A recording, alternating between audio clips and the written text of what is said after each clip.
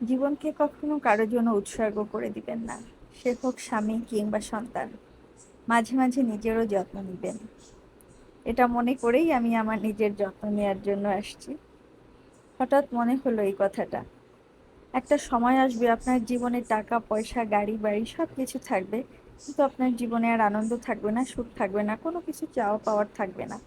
শুধু জীবনে থাকবে আপনার কিছু দুঃখ কষ্ট আর রোগ বালাই।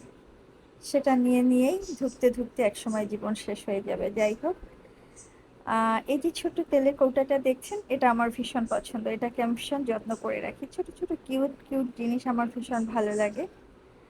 আমি এখন মাথায় একটু তেল মাসাজ করলাম। আমার তেল মাসাজ করার লোক নাই বাসায়, তাই নিজেই করলাম।